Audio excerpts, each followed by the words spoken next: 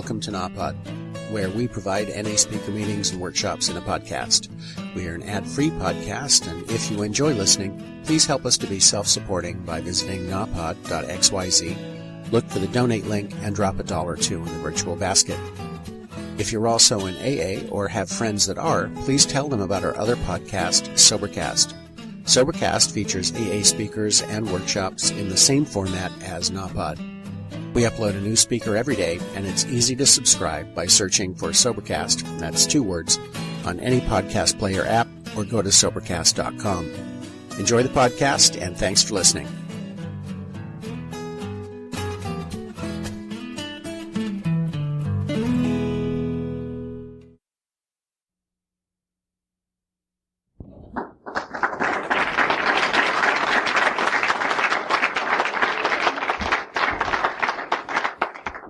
I'm Blaze and I'm an addict. And the topic of this workshop is hope. Our message is hope. And I want to tell you a little bit about myself, how I got here. I got here a long, long time ago, and there wasn't NA in this area. There wasn't NA anywhere, I don't think, except out on the West Coast. And I hit a bottom, and I was living in an abandoned house in the Inlet, crawling around on my hands and knees like a cockroach. I had tracked something down my arm. I had a fifth of vodka in my hands. Was hallucinating blood coming out of the ceiling, and I had a ringing in my ear that wouldn't go away. And I said, God help me. Not that I believed there was anything connected to the word God, but that's what we do. And a thought came in my head, and the thought that came in my head was AA. See, when I was in the penitentiary, we used to have AA meetings, okay? And where I come from, it's cool to be a junkie, but it's a drag to be an alcoholic. So we used to beat these girls up in the penitentiary, come home from the meetings. And because they were uncool. But the thought of AA came in my head. I know God put that thought there today. And I called my girlfriend, and I told her I wanted to go, and she started to cry. Because, see, nobody had enough balls to tell me there was something wrong with me. And I thought I was normal because I wouldn't hang out with anybody that wasn't as crazy as me. You know, I didn't know that my life was unmanageable. I didn't know how sick I was. And she took me home to her house. And it was amazing because I was playing pinochle with her brother, and we had no idea how to get in touch with these people or anything. And there was an announcer came over the radio. Nobody's ever heard it. But I heard it. And it says it for AA information, blah, blah, blah. And they gave the number. And we called the number, and went to the next meeting. I went to the meeting the next night, and her husband was in back of me, and she was in front of me, and her name was Zinky, and she we got to the building, and it was all dark, and I said, all right, they're closed, and there was this old man standing at the doorway, dirty old man, and I said, is this where the AA meetings is? And he said, yeah, upstairs on the second floor, room 41. It was at Tennessee and the Boardwalk. And I went up in the room, and somebody put out their hand and said, welcome. I could see who they were talking to. Nobody ever said welcome to me. I could vacate a bar with my presence alone. And she went to touch me. Well, let me tell you something about where I come from. I come from the streets, honey. I'm a street junkie. And I don't let nobody get up on close on me unless we're going to fight or fuck. And we weren't going to do either one, you see. And she said, would you like a cup of coffee? It's going to be all right. And I looked around the room at the signs, and up the wall it said, but for the grace of God. And I said, oh no, he's in here. I'll never get this thing. And that was my introduction. And a lady came over to me and she said, you think you can stay away from a drink one day at a time? So, of course. I was full of drugs. Nobody asked. I didn't give any information. So after being, so I came around here because, you see, I wanted what these people had. They looked different than I did. They had a glow about them, and they were touching each other freely and hugging each other. And they were from Ventnor and Margate. And at that time, I was not allowed in the city of Ventnor or Margate. If anybody saw me in the city of Ventnor, Margate, here comes the cops. I couldn't even get in that city. Today I live in that city. It's amazing, isn't it? And I kept coming back because I wanted what they had. And but I never put down my drugs. And they needed somebody to go out on a 12-step call. Of course, I'm well, I'm going. And I went to a bar. And when I got there, the girl was drinking, so I joined her. And you got to understand, people, the penitentiary took every ounce of fear away from me there ever was. I feared nothing or nobody. Trust me when I tell you that. When I came to this program, I had to reach up to touch bottom. But that night that I took down that drink, I said, oh my God, those people were right. And I had just a tinge of fear. And the next day I crawled through the doors of that room. And that was on September the 18th of 1973. And I've had neither drink or drugs since. Because the night that I came in those rooms on my hands and knees, I made a deal with God. I said, you give me this thing and I'll do it your way. And I also haven't put my hands on anybody in 22 years. That deserves an applause, people.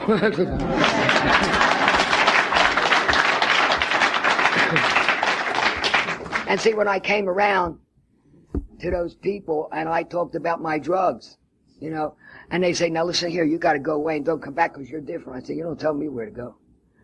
And just because they said that, I would announce myself on Blaze and I'm an alcoholic and a drug addict. So God did the only thing that he could do to keep AA well over there and to put me well over here. He sent me a recovering addict. Oh, God. A very sick recovering addict. He sent me my Dutch. And Dutch said to me, Blaze, you know what Narcotics Anonymous is? I said, no, what's that? He said, come on, go with me and I'll take you to this place. And we worked hard all week and we got in his van and we went to Philadelphia, 10th and Boulevard. And I was upstairs inside a church in a room full of kids. And the moment that I walked in that room, there was a thump in my head. The day that I walked into the rooms with Narcotics Anonymous was the day that I finally shut the doors on the penitentiary for myself. You know, we cannot promise you that we're going to open the doors to heaven for you, but we will promise to shut the doors on hell for you. And I knew I was home. I knew I was where I was supposed to be. And we talked about our drugs and it belonged to us. It was ours and nobody told us to go away and don't come back because we're different. And we came back to Atlantic City and we used to have NA meetings at my house and Dutch had NA meetings in Ocean City. And sometimes it was just him and I. But you see, you know, you have to have rules and regulations for addicts because we was bad. You know, I sent to the World Service Office because I wanted to get a beginner's kit like that other program had. So I'm waiting for the UPS truck to come and the mailman came with my letter. It says, move, no forwarding address. Well, for about 24 hours, Dutch and I thought there was no more NA. People, I hope you never, ever get to experience that. I mean, we were raving maniacs, and we went to Philadelphia, and Jimmy said, Blaze, they just moved. They moved to Van Nuys. So we wrote Van Nuys for a beginner's kit, and we were waiting for the UPS. Here comes the mailman again with this little envelope. And in the envelope was a thin gray book that had about 14 pages, and it says, this is NA. Inventory list and a serenity prayer. That was the entire program. And we valued those little pieces of paper like they were gold. And like I said, we had no rules and regulations, and we were spared. We used to show dirty movies at my house after the meetings. and we 13 stepped anything that moved. Because when I first came around, I heard them talk about, you got to get involved. So I, of course, looked around the room to see who I was going to get involved with. Because that's the first thing that gets well, ladies.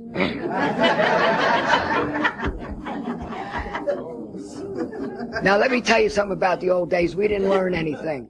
But I'll tell you what we did have. We had each other. And we had a closeness that was beyond explanation because our life depended on each other. And we didn't work the steps because we wrote the steps and we wrote the book. So, you know, what can you tell somebody that knows it all? Well, let me tell you what you can tell somebody that knows it all. Dutch was in a terrible dilemma, and so was I. We went to a meeting looking for each other one night. He says, let's go for a walk. And we went for a walk in the woods, and we're hugging each other, and we're crying. Dutch says, Blaze, it's worse than when we first came in. What's wrong? And we didn't know what was wrong. We had 8-9 years clean. We had no sponsors. And we weren't working the steps because we didn't know what was wrong. And I can remember shortly after that, my end came, And I got put out of my house because I had a heart attack and everything, and I was waiting for my disability, and me and Dutch had a house together. And Dutch was going out to California and working out there for NA. And when he came back, he had a sponsor, and when he came back and he started to get well, I got jealous. I wanted what he had, but I was too cool to tell him that. You know, but I did learn that having a sponsor changed his life. And after that, I went to a speaking engagement in Virginia, and we went down there and we drove all night, me and Dutch, and we got there like 4 o'clock in the morning. So the next day, went to a women's meeting. See, I never hang out with women. I only hang out with the men. Okay? And it's not because I have any problem with women taking my man. Because any woman that talks to my man says, hello. See, because you're not going to take my man because I'll rip your tits off. You understand? I'm not going to take yours and you're not going to take mine. All right? And I thought that wasn't the problem that I had with women. Women, I thought, were weak. What I didn't know, women were real. And I went to this woman's meeting. It was a little girl. She was 17, 18 years old. And she was telling this whole room about how a man had hurt her. See, I got a third disease. I'm a drug addict, I'm an alcoholic, and I'm hip, slick, and cool. And that hip, slick, and cool won't let you know that some man hurt me. Her honesty made me run out of that room. I had 10.5 years clean. And I was up in my room, I had 4 of my babies with me. And I'm sitting on the bed rocking like this. You have to know how organized I am. And they were saying, oh my God, Blazes, lost her, what are we going to do? We can't speak for her.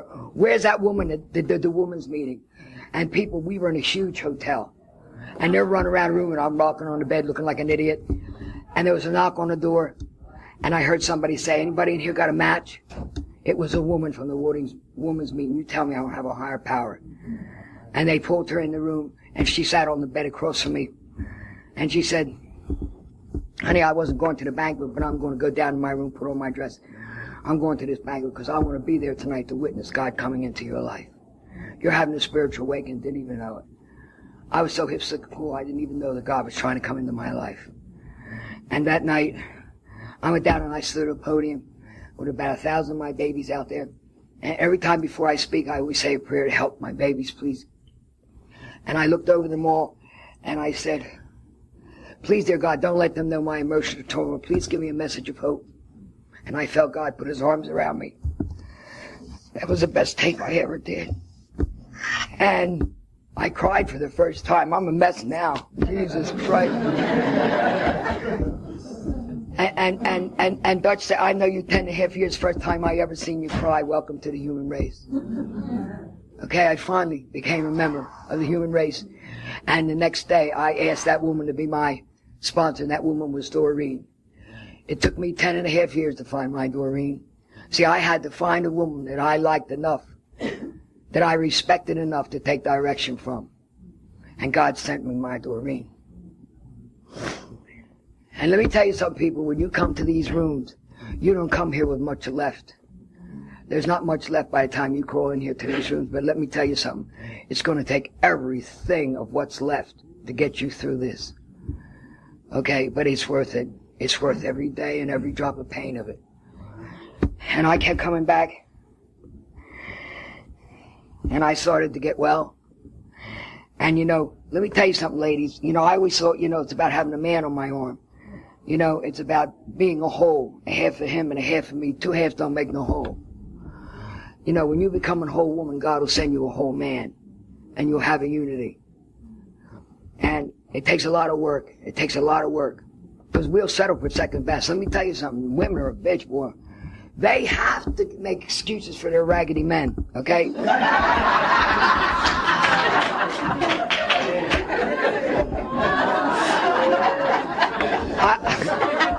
I was going with this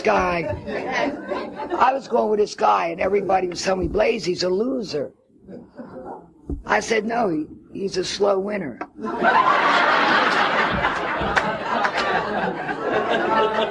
Honey, he was a cold-blooded loser, let me tell you. Okay. But you see, we'll settle for second best because that's what we think we are. Today, I don't have to settle for second best. Okay, because I've worked on myself. I know what's inside me today. I'm not pleased with my earth body, nor will I ever be. but I love what's inside it today. I have the ability to love today. That is something I never had when I came in this program. When I came in this program, I had no I nevers. I had been in the institutions. I had been in the morgue. My I nevers came from this program. I had never been a friend. I had never loved. And they gave me back my gift of tears. See where I come from? Love, kindness, and friendship is weakness. I don't play that. Today I'm a mess. Trust me when I tell you. You know, and these are the gifts that this program gave to me to make me a human being today. You know, and this is a message of hope. This is a program of miracles, and I see it all the time. I see it all the time. We're in here in a room. If we was all high, somebody would be dead, cut up, robbed, and everything else. And this is a room of love. This is a room of love. Okay. And our program has grown so large, and there's so many people here, and there's so many personalities. You know, I did murder and I did time for it, but there's another form of murder where the victim does time. It's called gossip. Anybody heard about that? And it could be our weakest link that could break our chain. It's none of your business who goes to bed with who. It's none of your business who's anybody's sexual preference is. Do you understand that? And let me tell you all something else.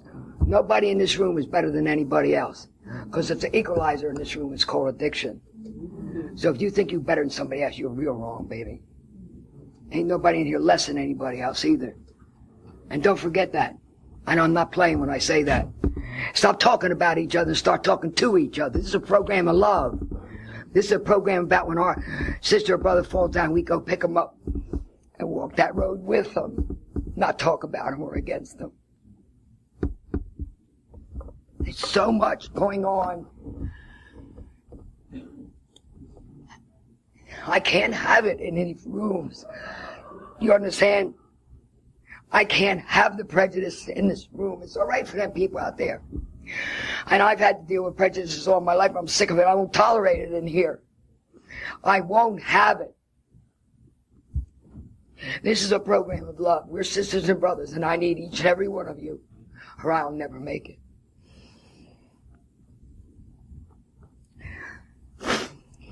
And let me tell you something else. Every one of them in here can be anything you want to be. You know, my message to you is don't walk in my shoes. Don't make a mess of your life the way I did.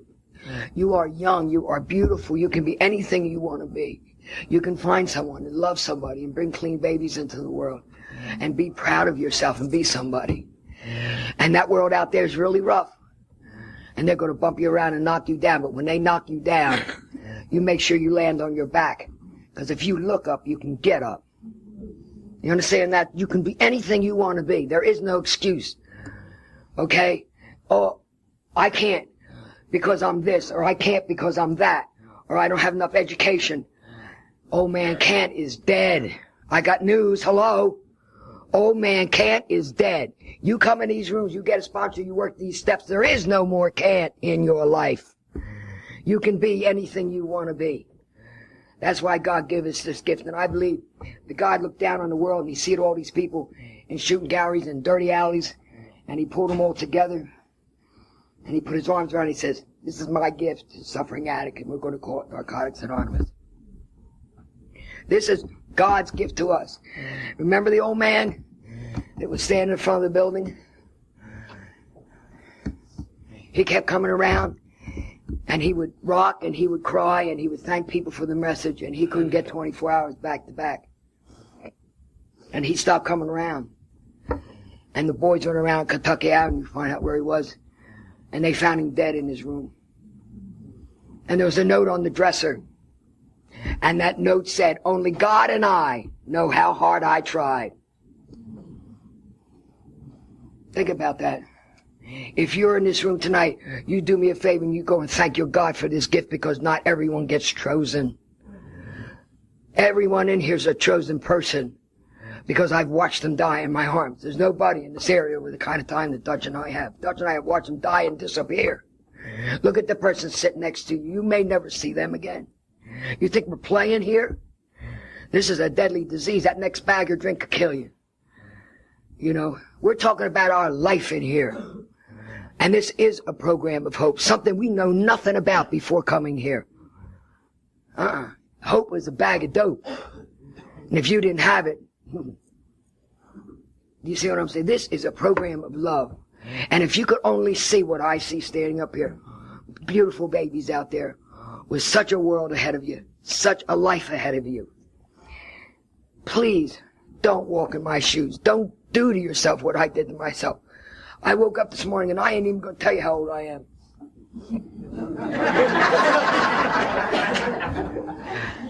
All right. I'm 23 and I weigh 110.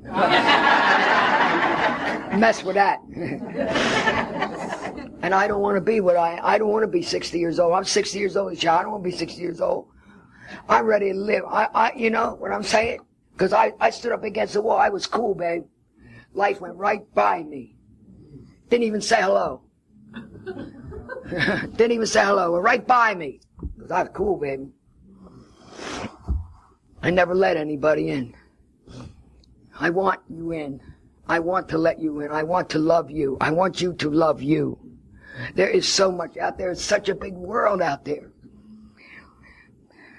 And if God has chosen you, you are very special people in this room. Very, very special people in this room. And this is a program about love.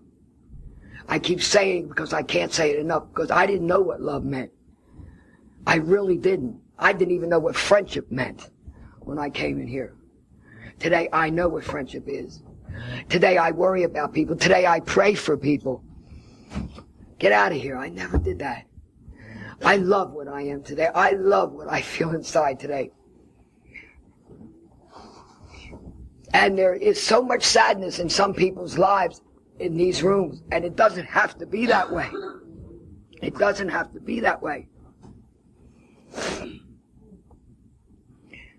You know, I'm a mother.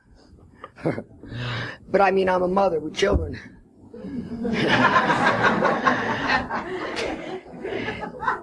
Every woman that has a baby is not a mother.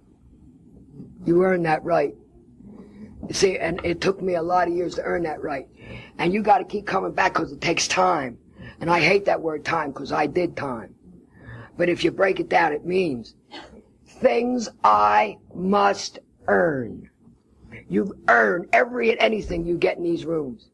I had to earn the respect of my children. I could not demand them to love me. I had to earn their respect. Because they took my babies away from me and put them in force homes for 10 years. I left babies and came back with adults with resentments. And my oldest, my baby boy, is an addict. And he was an addict that didn't listen. And he just got out of the penitentiary. He serves time for murder. And my son got this program. He carries a message. The operator called me one night. My son is a Muslim.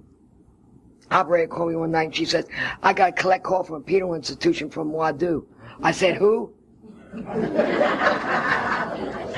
And on the other end, Danny says, Ma! I said, oh, operator, that's my son. I gave him a perfectly good name, I'm going to tell you.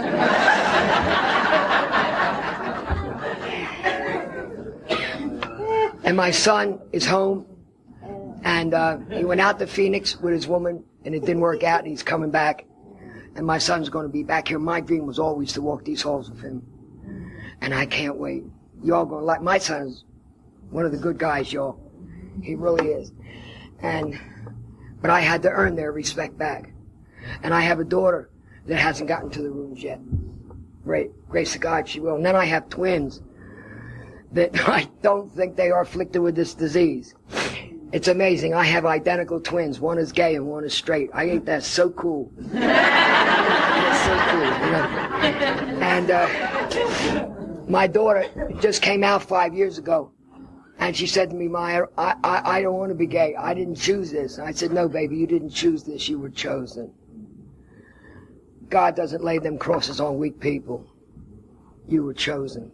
You're special. Don't ever forget that. And that's what this program is about. We're all special. We're afflicted with a disease. But God doesn't pick all of us to bring in here. Please try to remember the greatness of you being here. If you've only got one day. If you've only got one day, don't throw that away. Don't throw that back in God's face. He loves you. He wants you to have everything that's coming to you. This is a program about working these steps.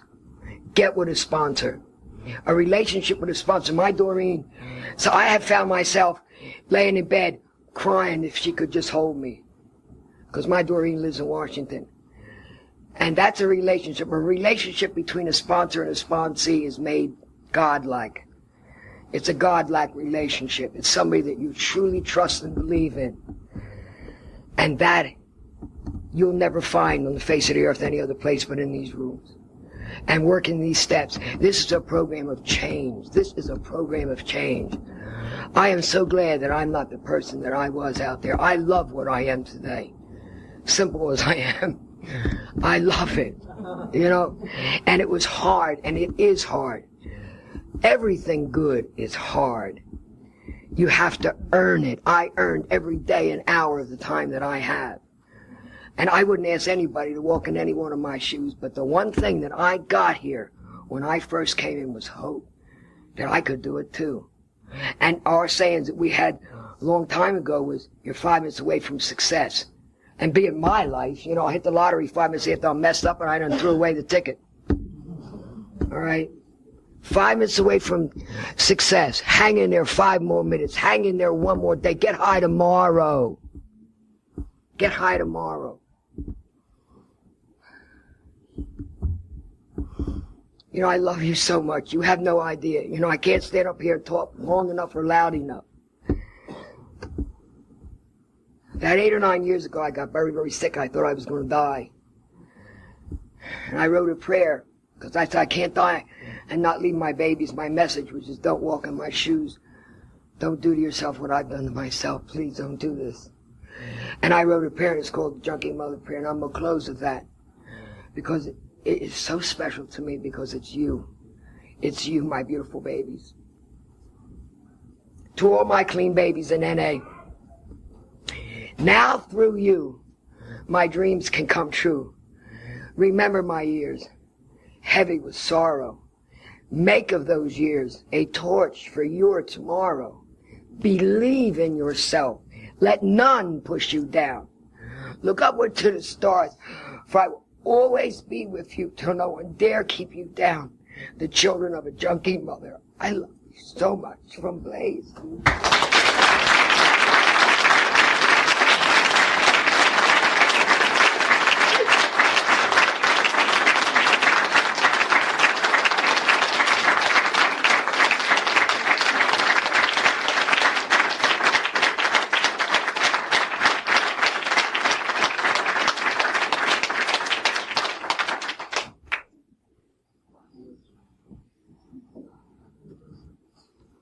Is there anyone would like to share?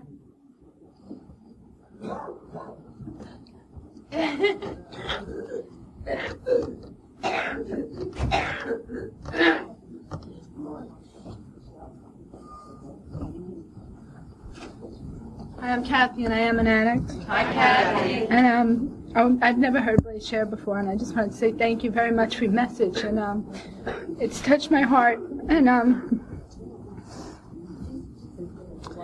I just wanted to say that recently, well, I lost custody of my daughter through my addiction, and her father has full custody of her. And you know, recently I've been getting a lot of visitation, and I had hopes that I would continue with that visitation, but they've moved very far away, and I was confused, and I wasn't sure if I was going to stay here or not. And I held on, and I made meetings, and I prayed, and I'm still here, and I'm going to stay because there's nowhere else to go. But I heard something that really, really helped me, and your message today, and a prayer that I heard that said, I got nothing I asked for, but everything I hoped for, almost despite myself. And I am one among people, and I really feel connected in the fellowship, and I'm going to stay. Thanks for sharing.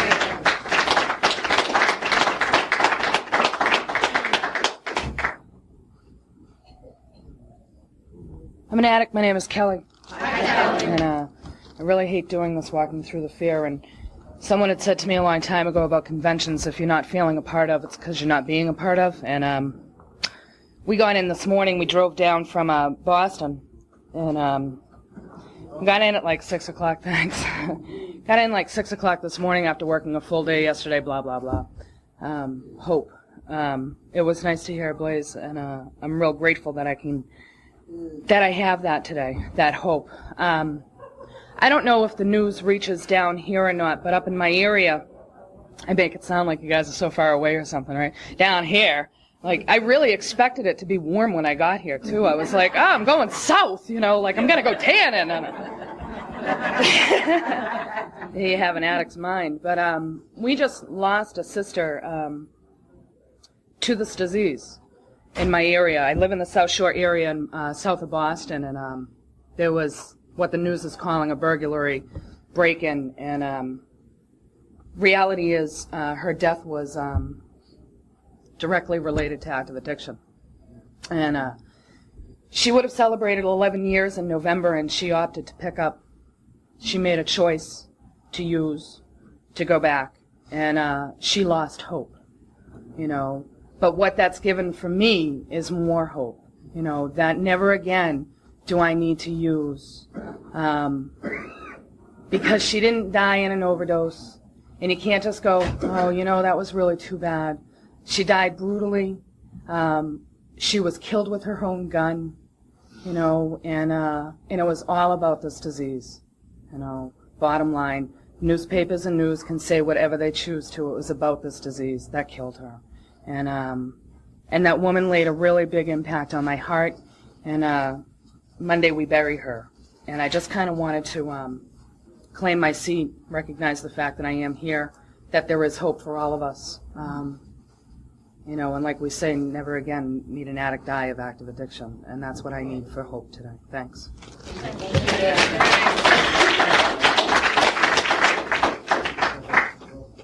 Anybody else want to share?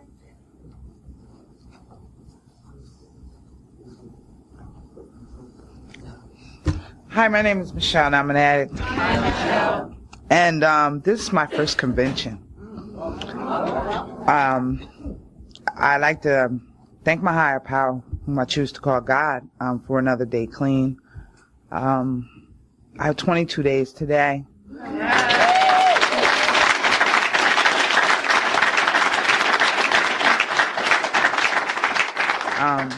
Blaze, I like to thank you for sharing. Looking around, boy, this is amazing to me, and I've got such an exhilarating feeling from looking at all these people clean. It's an experience for me I'll never forget, in case I don't get to another one so anytime soon. But I know today that there is hope for me. It's hard facing sometimes for me that I am an addict, but I thank my higher power that I am, because I wouldn't be here if I wasn't. And right now I'm going through something with my 16-year-old son, and he's using, and it's really hurting deep inside. But I'm trying to take the right channels to get him the help that he needs, because he is young, and because I just need to let him know that there is help for him, that he doesn't have to go through this alone. But at the same time, I'm trying to set an example that this program does work. Boy, being here today, I just thank God for being here today. I can't say enough about just the little time that I have, how my higher power has shown me miracles, and just gave me strength to just keep moving on. I have a sponsor today. I have a home group. I'm willing to take suggestions. I also need people to give me suggestions to help me with my son, really, because it's not easy for me. He's cutting school. He's smoking 2 and 3 and 4 blunts a day. And all I know is I can give him love and be an example. I can't do anything else. And if anybody in here has some experience with that, please come and talk to me. Thank you.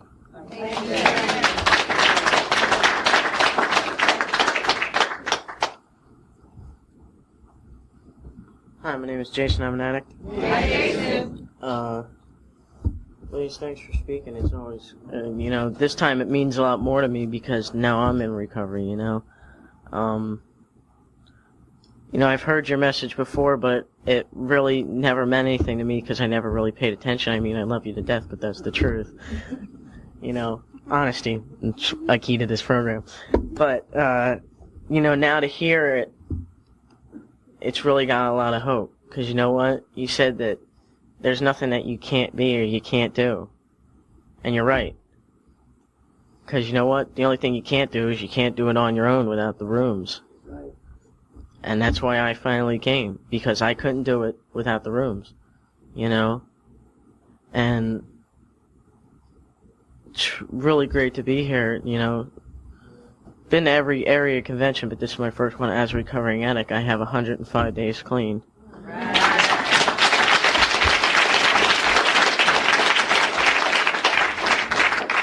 And, I guess you could say I'm kind of nervous standing up in front of all these people. But it's kind of, I guess you could say it was really hard for me to come in and into the program because, I always was that kind of person who was shaky because of my age. I'm 15 years old, and I felt like I didn't want anybody to know. I didn't want nobody to know what the hell I was going through. I thought I could do it on my own, and I was wrong. I couldn't, Now I have a good sponsor. I'm working my steps, doing what I'm supposed to keep clean, Without all you addicts and without my higher power and a sponsor and these steps and these traditions, I'd still be on the streets. I'd still be lost, and,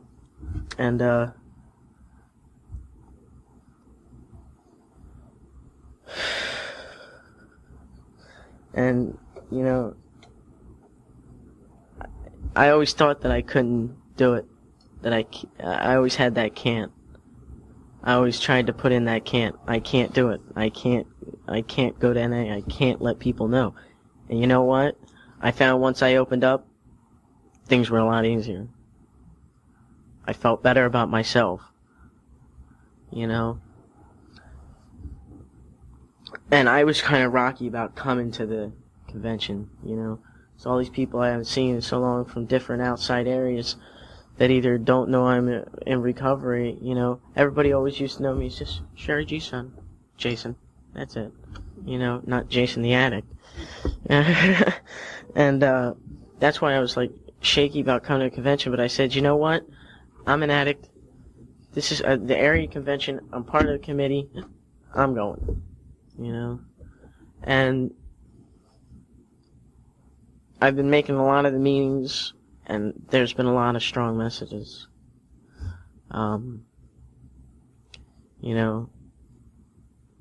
I was downstairs working for the committee, and I was like, somebody asked me when Blaze was speaking, I was like, I have no idea. I didn't have my program on me. And, I finally said, you know what, if Blaze is speaking, I'm finding out where, and I'm pulling myself away. They got me down there checking if everybody's got their name tags. I was like, Charlie? He's like, what? I was like, I'm out of here. He's like, where are you going? I said, I'm going to see Blaze, listen to Blaze speak. He's like, you can't just stay. I said, no, I'm going to hear Blaze. I said, I'm going to hear my grandma speak. Okay? I said, I'm not staying here. He's like, all right, I want you back by 1:30. I said, I'll be back when it's over. And, I got here right in time. She's just introducing you.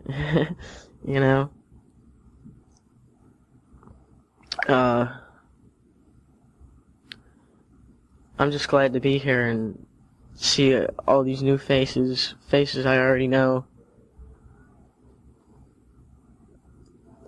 And I'm going to sit down now because I'm shaking like a leaf. Thanks for letting me share.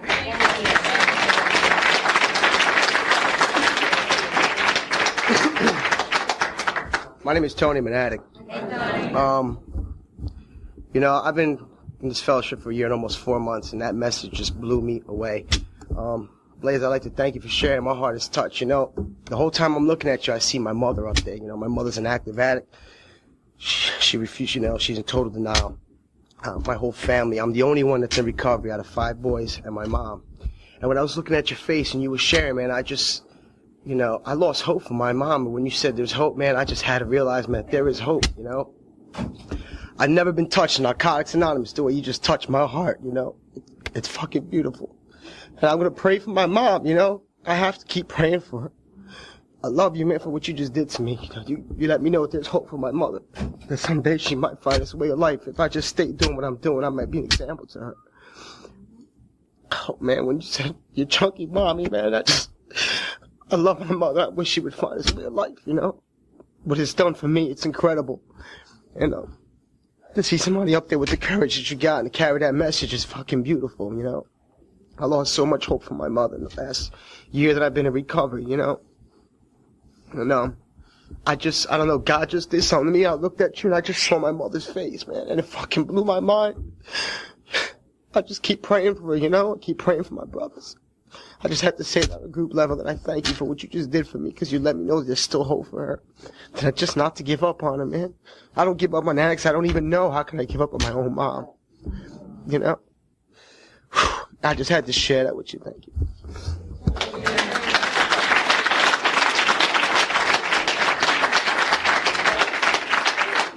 It's like you gotta run for the podium. Hi, I'm Nancy. I'm an addict. Hi, Nancy. This is my first convention. I'm 10 months clean. And I have never been so inspired by anyone as I have by you in NA rooms.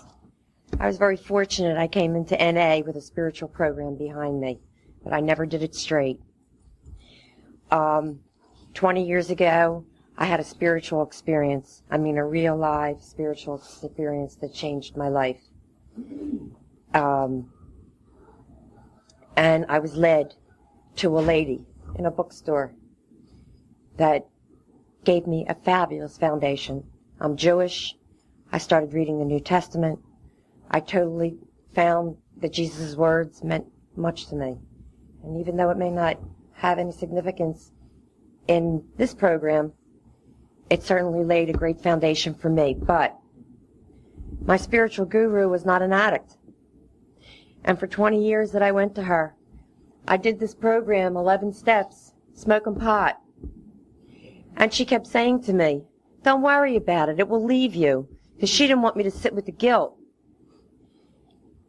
And it tore at me because I knew, she said, don't worry about it, but you can't get where you want to go.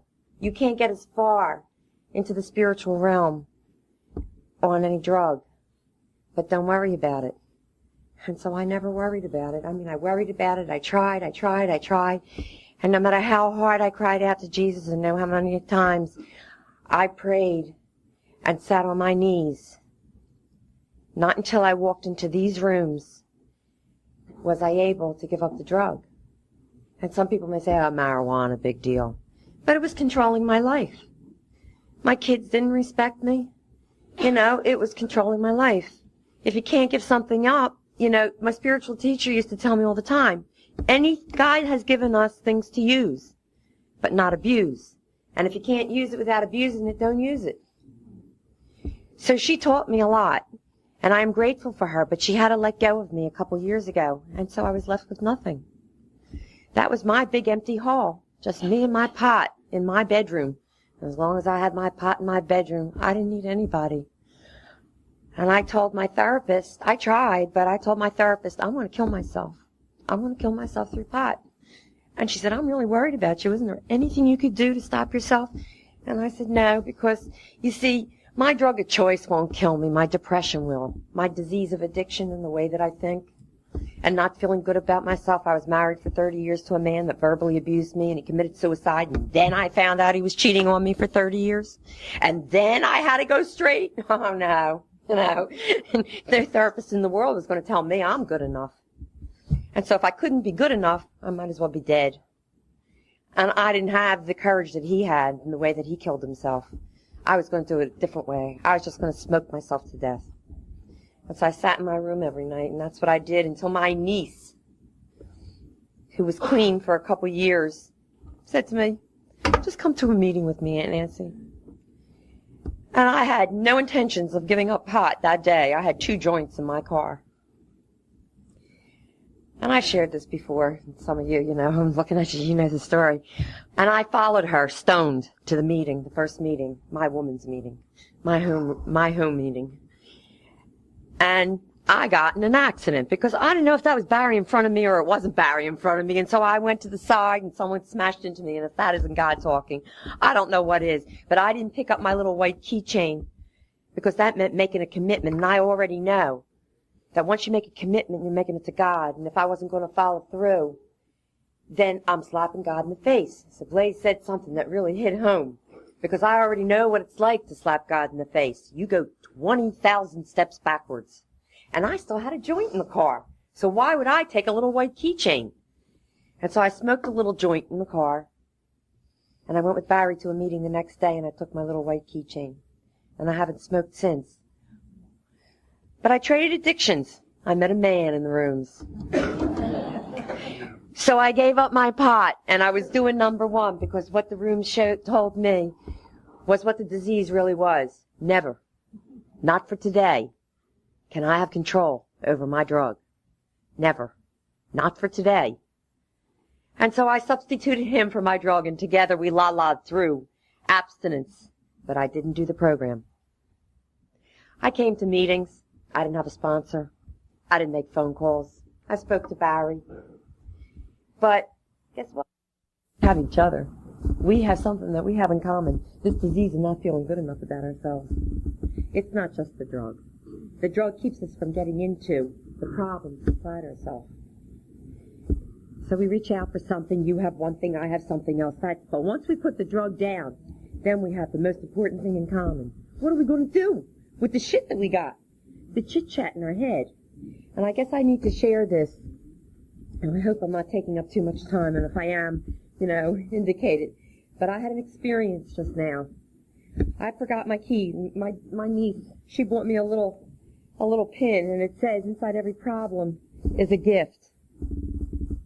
And today I understand that because I forgot the keys to I lost the keys to my car, and I had to go all the way back to Cherry Hill to get my keys. And I was upset, and I said, Nancy, but there's a gift in there. Somewhere there's a gift in there. Oh, I'll go back, I'll pick up this, I'll do that. I'm not home 2 seconds, there's a knock on my door. Bang, bang, bang, bang, bang. The loudest it could be. My next door neighbor I never had a problem with starts cursing me, yelling at me, screaming at me. The vulgarity that came out of his mouth and pointing a finger at me. Now my disease brings me to depression, not rage. I don't know what it's like to be rageful. I carry it in depression. And so I tried the Christian way. Please don't point your finger in my face. This is over a car spot. And he's screaming and yelling, and his daughter's there screaming and yelling, and fuck you this and fuck you that, and everything that there's no kids here, are there? And everything that he could possibly say to me. For what? For a spot. And I went upstairs and I walked up to my room. I had a couple roommates. And I said, I told you to be careful about those spots. And she said, Nancy, there was no car there. This is a man that hasn't paid his condo fees in 3 years. And he's looking for every excuse to get out of paying these condo fees. And he's going to manipulate me into believing that he's got... But see, if I didn't have these rooms and I didn't know and I wasn't straight, I would believe that it was me. Because he says, you got people on both sides of you that don't like you. Yeah, lucky me. I'm in the middle between 2 nuts. And so when she told me that she was parked before, I went to his door and I banged on the door. Because that's not really me, to bang on someone's door. I come meekly, I'm sorry, what can I do to make it better? But you see, my program, the other pin she got me was, watch out, I just became assertive. And for me, that's progress. And so what I did was I banged on his door. And I told him about my roommate upstairs. And what I got was his wife with a finger. You moron, Jewish lowlife. And then I stepped back and I said, now we're getting to it. I'm trying to talk to unreasonable people. Now we're getting to it. Now we're getting to the root of the problem. The problem is, you're a bigot, lady. And I walked away. And 2 seconds later, he comes to my door. He wants to shake my hand and say he's sorry. And I go, what do I do now? My program says I have to accept it. But I know already. He's only saying that because he's scared that I may make it an issue out of this bigotry thing. It took me an hour driving back to the shore. Thank you, Jesus. Praise you, Lord. You made my decision. I had made my decision already. I was moving. This is where my network is, down here. I already made my decision. But it took me an hour of thanking God for the challenge. The challenge. And I could come in here and I could talk to you and some of you may have walked out. That's all right. We're used to that. You know? But I'll tell you something. Without you people understanding the road that we're taking once we get off the drugs, I'm lost. I would have sat in my chit-chat. Ooh, chit-chat. He was chit-chatting in my head away until I looked up to the sky and I said, thank you, Jesus, for this challenge. Praise you, God. You've given me my answer. I've been praying for 3 months for God to give me the answer where to live. Stay in Cherry Hill or come to AC. And now I really got my answer. He's not moving me out. It's just God speaking through him. That's all. Just making my decision. Now I got such a desire in my house, a desire in my heart that my house will probably sell tomorrow. Because I can't wait to move down here to be with my family. And you people are my family. I've gotten to love you. You know my story. I know yours. And I'll tell you something. 20 years of spirituality gave me a foundation, but didn't get me straight. It did get me off pot. Only you people did. And your message today, Blaze, I needed that. You are a beautiful spiritual lady that God is using. And you spoke to my soul. Thanks a lot. So I took you to Do we have time for one more? We have time for just one more. Good afternoon, family. My name is Ali. I'm a recovering addict. First and foremost, I'd like to thank the God of my understanding for allowing me to be here in a clear frame of mind. And Blaze, I want to thank you for your message. I'm too a street junkie, you know. And I never thought that I would survive the streets of New York City. I thought I was going to die in the streets. I thought I was going to die in a shooting gallery. This has been a real spiritual convention for me. I can remember the first convention that I went to. I didn't have a dime. I had the clothes that I had in my back when I came in recovering. Recovering addicts took me to my first convention. They gave me a room, gave me money in my pocket, and bought me clothes. And ever since then, this is the first convention I actually paid for, you know, myself. And I feel real good about that. I'd like to talk about, for a brief moment, how I got here. Basically, you know, I used for almost 30 years. I'll be 44 in April. You know, I have grown kids. You know,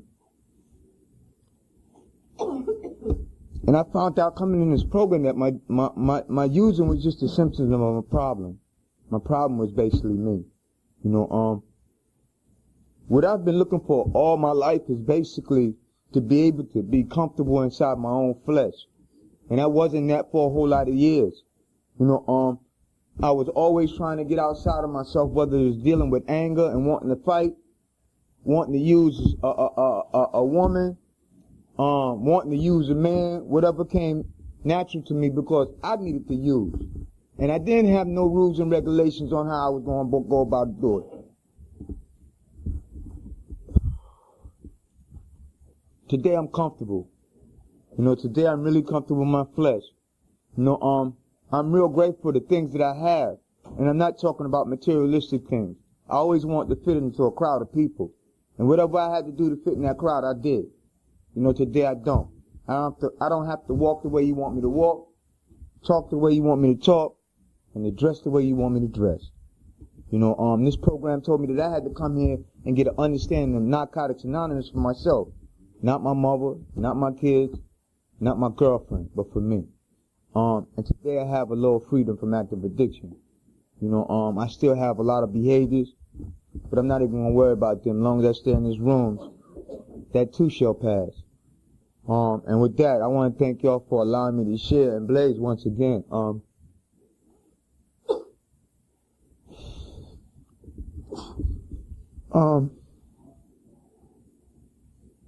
my mother would never get the opportunity to see what this program is about. I lost majority of all my family members to alcoholism. And coming around at 16, I wanted to actually stop doing what I was doing. And when I came around, the only thing was available to me was the other fellowship. But I didn't think I had a problem with alcohol. So I didn't stay there. All these old people, man, I'm not with them. You know, and I went out to use for maybe 10, 15 years more before this fellowship came about. I can't stand here and say I had a drug of choice, because any amount of money I had in my pocket, that was my drug of choice. You know, I didn't have a drug of choice. I started out putting airplanes together. Then I would just go into Woolworths to buy the glue.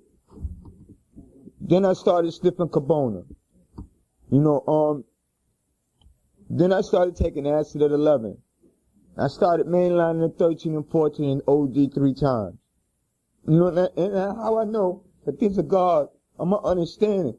Each and every time that I OD, there was always an active addict around that knew what I needed, that knew what to do. I was never hospitalized.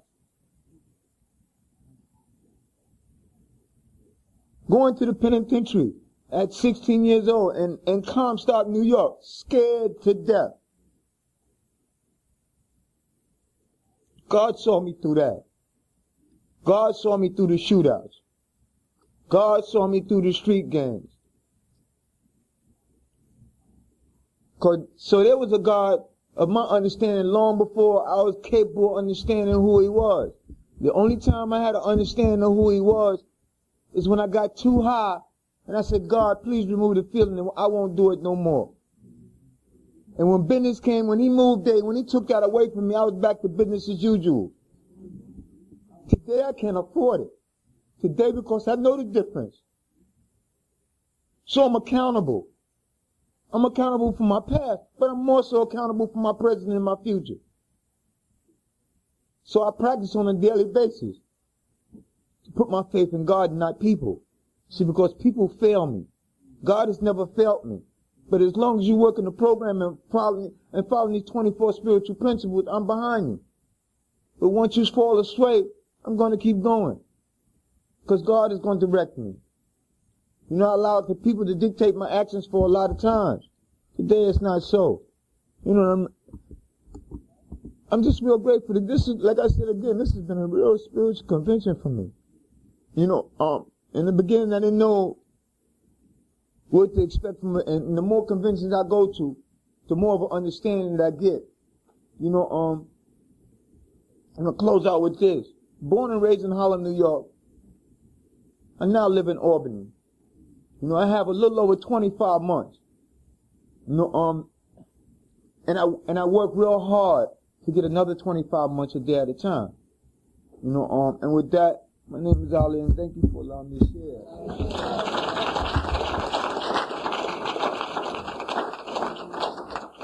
I'd like to thank everybody that shared, especially Blaze, for the message of hope. And I'm still Ann. I'm still from Baltimore, and I brought somebody here to this convention with me. I used with her 20 years ago, and she has 7 days clean today. And I've sat here through this entire meeting, and at the end, you know, I've been in Blaze's life for 9 years. She's been my sponsor, and I used to come from Baltimore up here once a month, and she used to come to my house. And so I brought this girl and her husband to Atlantic City. Never been here before. Came to the Buck and a Quarter tour coming up.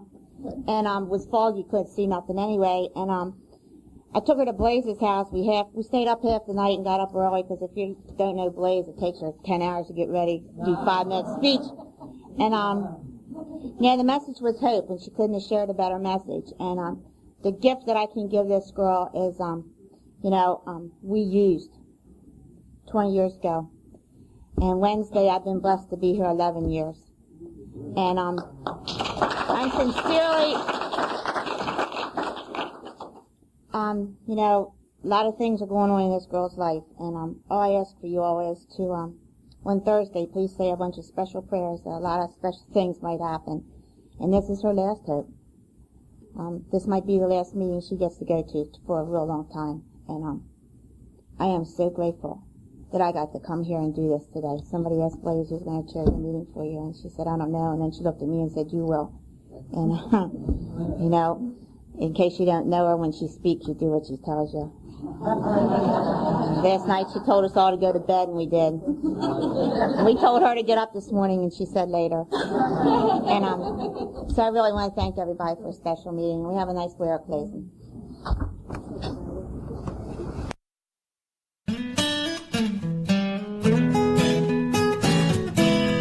Thank you for listening. I hope you enjoyed the podcast. Please help us improve our rankings so others can find us by putting a review on Stitcher, iTunes, or your favorite podcast index. Nawpod is ad-free thanks to the folks supporting the show with $1 or more per month. If you enjoy listening, you can join them by going to nawpod.xyz and looking for the donate link. Thank you for listening. Have a great day.